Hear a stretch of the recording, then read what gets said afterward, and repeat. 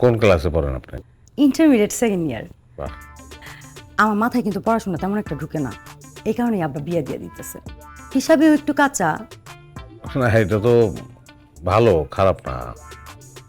আমি তো নিজের লাকি মনে করতেছি যে আপনার মতো হিসাবের কাছে একটা মেয়ের আমি পাইতেছি। কিছু মনে করেন না, মনের কথা ডিরেক্ট করতে আমি পছন্দ করি। আপনার কিন্তু একটু বয়স বেশি, মাথায় একটু চুলও কম। আমার সমস্যা নাই, আপনার বিয়ে করতে পারি, কিন্তু আমার একটা শর্ত আছে। বলেন কি শর্ত? বিয়াতে আমি রাজি, কিন্তু আমার বিয়ে করতে হইলে 20 লাখ টাকা কাবিন দিতে হইব। সুমাইয়া, ও তোর বিয়াতে 18 লাখ টাকা কাবিন দিছে। আরে আমার বান্ধবী, আমি তার চেয়ে কত সুন্দর। আর ও যদি 18 লাখ টাকা কাবিন দেয়, আমি 20 লাখ টাকা দিব না। মাত্র 2 লাখ টাকা বাড়ায়া 20 লাখ টাকা করছি।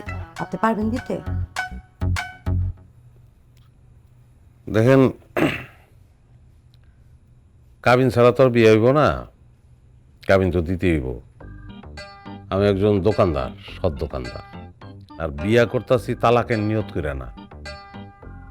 সুতরাং কাবিন 1 লাখ টাকা হইলেই যথেষ্ট। আপনি কি রাজি? জি না।